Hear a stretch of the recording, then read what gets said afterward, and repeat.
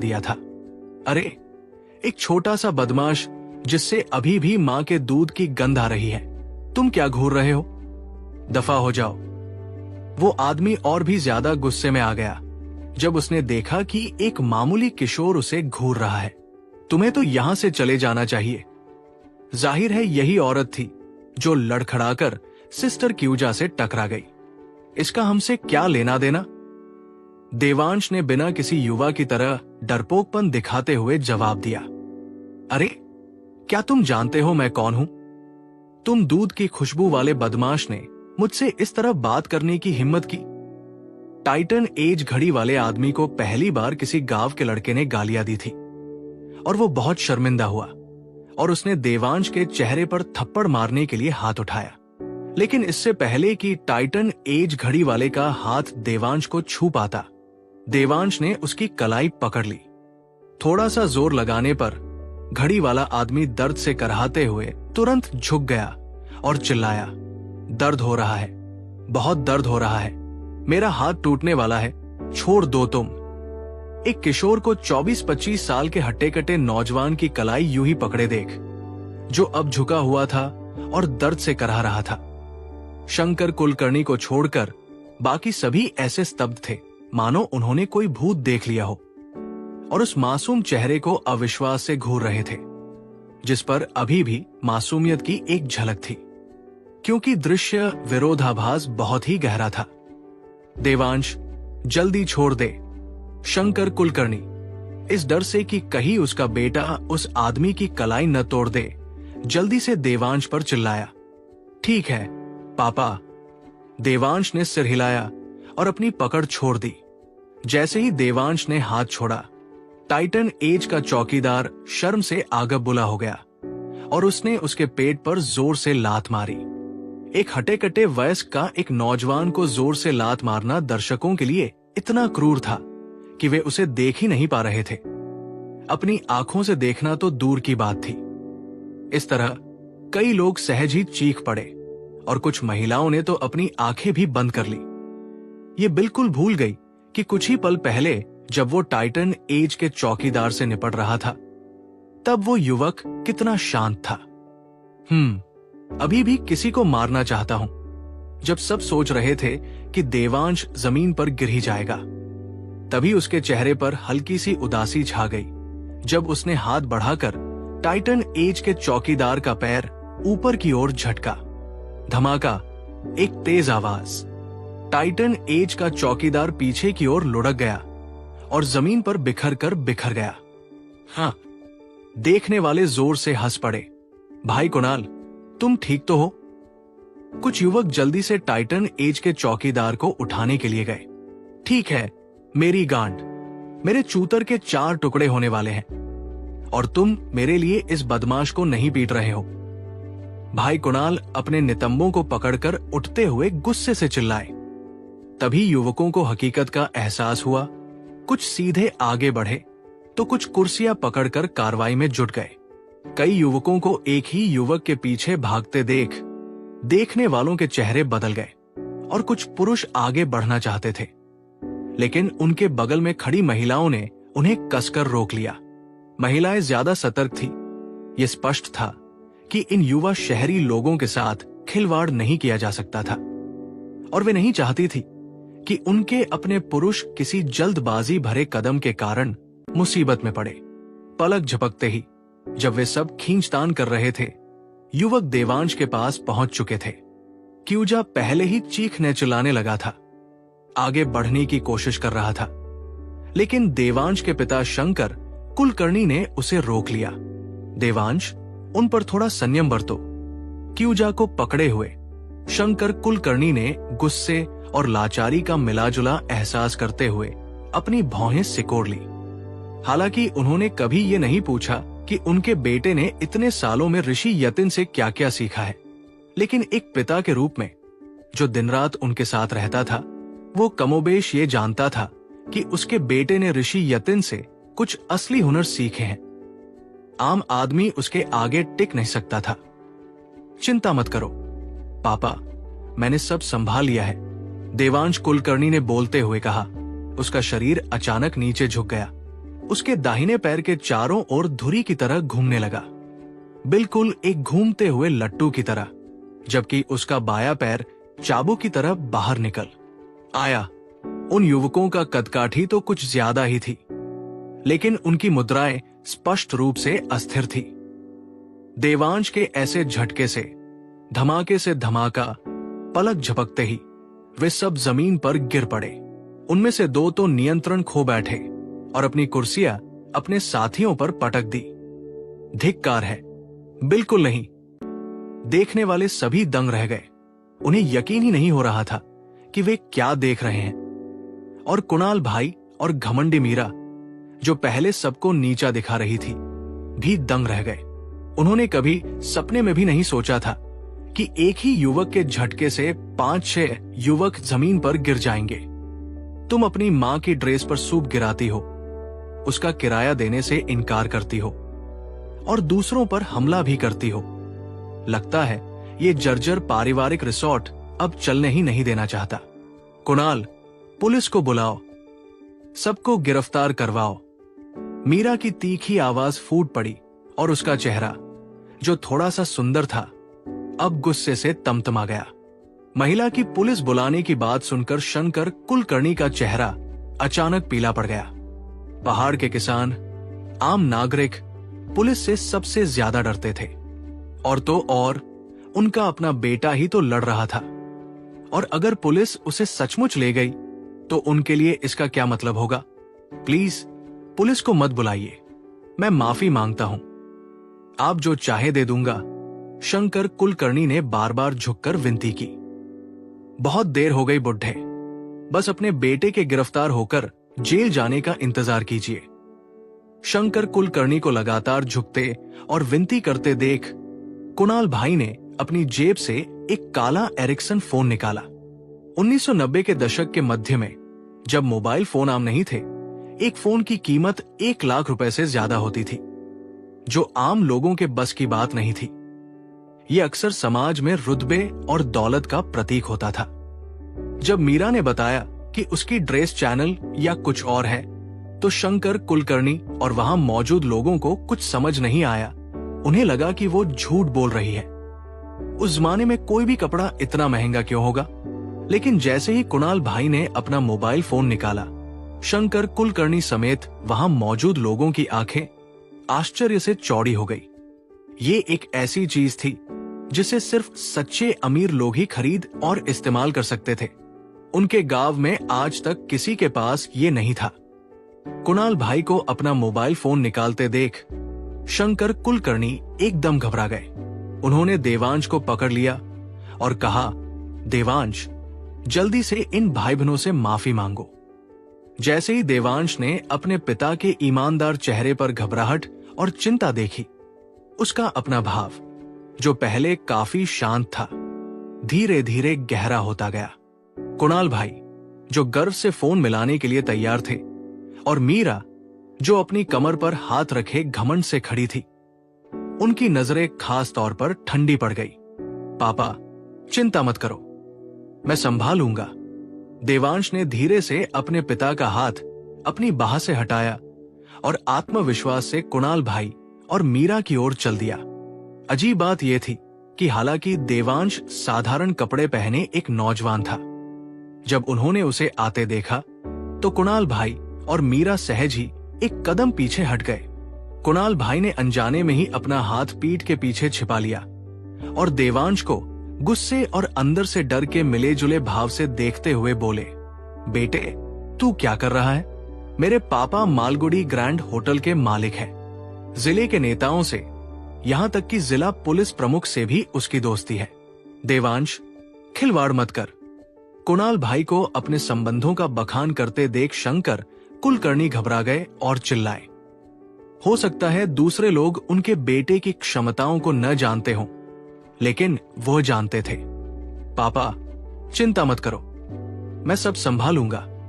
देवांश ने पीछे मुड़कर अपने पापा को आश्वस्त करने वाली नजर से देखा, फिर हाथ बढ़ाकर कुणाल भाई और मीरा दोनों की बाहों को पकड़ लिया। वो जानता था कि ये नौजवानों के समूह के नेता थे। क्या कर रहे हो? मुझे छोड़ दो, कुणाल भाई और मीरा तुरंत चिल्लाए, देवांश की पकड़ से छूटने की कोशिश करते हुए। लेकिन देवांश ने उनके हाथ पकड़ लिए, जो न तो बड़े लग रहे थे और न ही मोटे, बल्कि बर्फ जैसे ठंडे और लोहे के चिमटे जैसे सख्त थे। शुरुआत में तो उन्होंने कोई संघर्ष नहीं किया, लेकिन जैसे ही उन्होंने संघर्ष किया, देवांश ने जोर लगाया और तुरंत ही उन्हें इतना दर्द हुआ कि उनके माथे पर ठंडा पसीना आ गया। धीरे से दर्द हो रहा है। मैंने तुम लोगों को मारने की योजना नहीं बनाई थी। मैं बस तुमसे दिल खोलकर बात करना चाहता था, लेकिन तुम हंगामा करते रहे।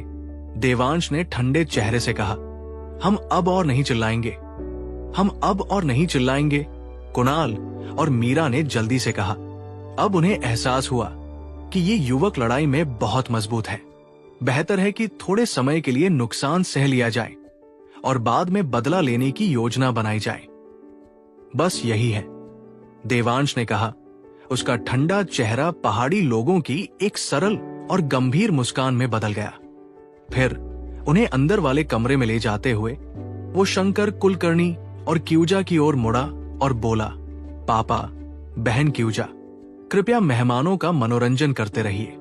मैं अंदर कुणाल और बहन मीरा से अच्छी बातचीत करूंगा।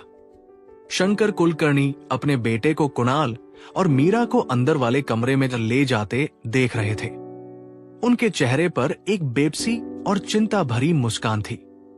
आखिरकार उन्होंने अपने बेटे के कहे अनुसार किया और क्यूजा के साथ मेहमानों का मनोरंजन करने चले गए। उन्होंने गांव के कुछ बच्चों को भी भगा दिया, जो उत्साह देखने के लिए इकट्ठा हुए थे।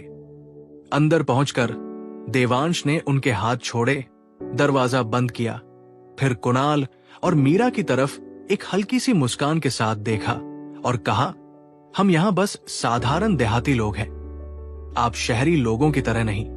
कृपया बेझिझक बैठ जाइए। देवांश के चेहरे पर पहाड़ी लोगों वाली एक साधारण मुस्कान, जिसमें एक युवक की शर्म और अपरिपक्वता की झलक भी थी, देखकर कुणाल और मीरा के लिए अपने सामने खड़े उस युवक को उस उग्र व्यक्ति से जोड़ना लगभग असंभव हो गया, जिसने अकेले ही रेस्टोरेंट में 5-6 युवकों को धूल चटा दी थी। बोलो, तुम क्या चाहते हो? अपनी हैसियत के बावजूद कुणाल और मीरा देवांश से सचमुच नहीं डरते थे। उन्हें शारीरिक चोट लगने का डर था, लेकिन चूंकि वो सिर्फ एक मार्शल आर्टिस्ट था, इसलिए वे ज्यादा डरे नहीं। वे बेफिक्री से बैठ गए और जवाब की उम्मीद में देवांश की तरफ देखने लगे।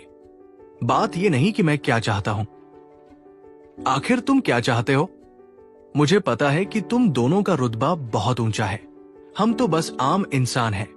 तुम कुछ देर के लिए तो मेरे आगे झुक सकते हो, लेकिन अगर बाद में बदला लोगे तो क्या हमें तकलीफ नहीं होगी? देवांश ने शांति से उनकी तरफ देखा और बोला। देवांश के शांत भाव देखकर कुणाल और मीरा के अंदर अचानक एक सिहरन दौड़ गई। क्या वो सच में सिर्फ 15-16 साल का नौजवान है? इतनी बारीक सोच और इतनी गहरी समझ उसकी उम्र के किसी लड़के में बिल्कुल नहीं थी। जब तुम समझते हो तो फिर तुमने हमें हराने की हिम्मत क्यों की? तुम इतने भोले नहीं हो सकते कि ये सोचो कि सिर्फ इसलिए कि तुम कुछ मार्शल आर्ट जानते हो, तुम जो चाहो कर सकते हो। क्या तुम सच में मानते हो कि हम तुमसे डरते हैं और बाद में बदला नहीं लेंगे? मैं तुम्हें बता दूं, ये मामला ऐसे ही खत्म नहीं होगा। जब तक तुम्हें हमें हमेशा के लिए चुप कराने या अभी मेरे सामने घुटने टेकने, अपना सिर जमीन पर पटकने और अब से मेरे अधीन रहने और जो मैं कहूं वो करने की क्षमता नहीं है। कुणाल ने अहंकार से कहा, अपने पैर ऊपर उठाते हुए देवांश की तरफ, ऐसे देखते हुए मानो उसका पलड़ा भारी हो। आज के जमाने में उनके जैसे रुतबे वाले लोग सिर्फ मूर्खों से ही डरते थे।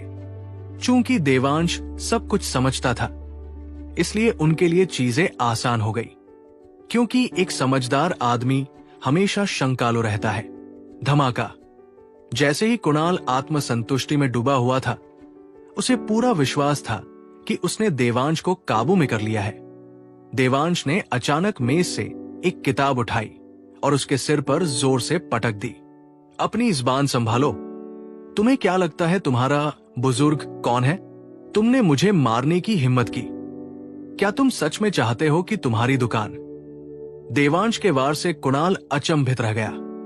क्या इस बच्चे को बदले की कार्रवाई का डर नहीं था? फिर भी इतना घमंडी कैसे था? गुस्से से आग बबूला होकर कुणाल उछल पड़ा। थप्पड़, थप्पड़, थप्पड़। कुणाल भाई जैसे ही उछले, देवांश कुलकर्णी ने अचानक हाथ बढ़ाकर उनकी गर्दन पकड़ ली और हाथ में पकड़ी किताब से उनके सिर पर मारने लगे। एक बार और बाप बोलो, मेरी चुनौती है। देवांश के चेहरे की मुस्कान गायब हो गई थी। उसकी जगह बर्फीली ठंडक ने ले ली थी। कुणाल भाई ने अपनी गर्दन पर ठंडी कठोरता और सिर में धड़कते दर्द को महसूस किया। देवांश के ठंडे चेहरे को देखकर वो अंदर से कांप गए और अचानक उन्हें एहसास हुआ कि उनके सामने खड़ा ये युवक कोई आसान नहीं है। अभी तकलीफ से बचने के लिए उन्होंने ज्यादा आज्ञाकारी व्यवहार करना ही बेहतर समझा। मैं फिर कभी नहीं कहूंगा, मैं फिर कभी नहीं कहूंगा। देवांश को फिर से सिर पर मारने के लिए किताब उठाते देख कुणाल भाई जल्दी से चिल्ला पड़े, अगर तुम पहले ऐसे होते तो तुम्हें पीटा नहीं जाता। तुम सच में पिटाई के लायक हो। देवांश ने आखिरकार उसे छोड़ दिया और बुदबुदाते हुए कुर्सी पर वापस बैठ गया। कुणाल भाई अंदर ही अंदर नफरत से दांत पीस रहे थे, लेकिन इस वक्त उनकी हिम्मत नहीं थी कि वे घमंड से पलटकर जवाब दे। ठीक है, अभी तो तुमने कहा था कि ये मामला यही खत्म नहीं होगा, है ना? और मुझे तुम्हारे आगे झुकना चाहिए, तुम्हारा नौकर बनना चाहिए, है ना? देवांश बैठने के बाद फिर बोला। कुणाल भाई और मीरा ने एक दूसरे को देखा, फिर एक साथ कहा, नहीं नहीं, वो तो बस मजाक था। ये तो बस एक कपड़ा है ना? चलो इसे भूल जाते हैं, भूल जाते हैं। एक समझदार आदमी जानता है कि जब हालात उसके खिलाफ हो तो लड़ना नहीं चाहिए। इस युवा भूतनी को अभी के लिए धोखा देना ही बेहतर है। अफसोस की बात है कि तुमने पहले ही राज खोल दिया। क्या तुम्हें लगता है कि मैं अब तुम पर यकीन करूंगी? लेकिन अगर मैं तुम पर यकीन नहीं करूं और तुम्हें यूं ही जाने दूं, तो अगर तुम बाद में बदला लेने वापस आओगे तो मैं क्या करूं? देवांश ने अपनी ठुड्डी पर हाथ फेरा। परेशान सा लग रहा था, क्योंकि वो उन्हें अपनी चमकदार, बुद्धिमान आंखों से देख रहा था। कुणाल भाई और मीरा देवांश के परेशान चेहरे और उनकी आंखों को घूरते हुए देखकर काश वे खुद को जोर से थप्पड़ मार पाते। ये वाकई आत्मघाती था। अगर वे सख्त और जिद्दी बनने की कोशिश करने के बजाय बस मामला छोड़कर पहले ही चले जाने पर राजी हो जाते, तो अब उन्हें उस युवा भूत प्रधान की समस्या का सामना नहीं करना पड़ता, जो उन्हें जाने नहीं देना चाहता, और उसकी अगली चालें अप्रत्याशित होती है। लगता है मुझे आखिरकार कुछ परेशानी तो उठानी ही पड़ेगी। कुछ देर ठोड़ी पर हाथ रखकर सोचने के बाद देवांश आखिरकार परेशान भाव से उठा। दराज से पीले यंत्र के 2 टुकड़े निकाले, थोड़ा सिंदूर मिलाया, फिर एक लिखने वाला ब्रश लिया, उसे सिंदूर में डुबोया और कुणाल भाई को देते हुए बोला, लो कुणाल भाई, मुझ पर एक एहसान करो और अपनी जन्म तिथि और नाम लिख लो। मेरी जन्म तिथि? कुणाल भाई ने असमंजस से देवांश की ओर देखा। हाँ, जन्म का वर्ष, महीना, दिन और भारतीय समय, बस इसे अपने नाम के साथ लिख लो और फिर तुम जा सकते हो, देवांश ने कहा। सच में? कुणाल भाई ने आश्चर्य से कहा। उसने सोचा था कि उसे देवांश से कुछ यातनाएं सहनी पड़ेंगी, कम से कम पिटाई तो सहनी ही पड़ेगी, और उसे उम्मीद नहीं थी कि ये इतना आसान होगा। बिल्कुल, ये सच है, देवांश ने सिर हिलाया। उसकी आंखों की गहराई में एक हल्की सी व्यंग्यात्मक मुस्कान तैर गई। बिना किसी संदेह के कुणाल भाई ने ब्रश उठाया और पीले यंत्र के कागज पर अजीब तरह से अपनी जन्म तिथि और नाम लिख दिया। लिखने के बाद देवांश के निर्देशों का इंतजार किए बिना उन्होंने ब्रश को खुद ही सिंदूर में डुबोया और मीरा को दे दिया। मीरा ब्रश लेते हुए एक पल के लिए हिचकिचाई, लेकिन आखिरकार उन्होंने कर्तव्यनिष्ठा से अपनी जन्म तिथि लिखी ली। आखिरकार ये सिर्फ एक जन्म तिथि और नाम था। उन्हें नहीं लगता था कि एक ग्रामीण युवक देवांश इससे कुछ खास कर पाएगा। तो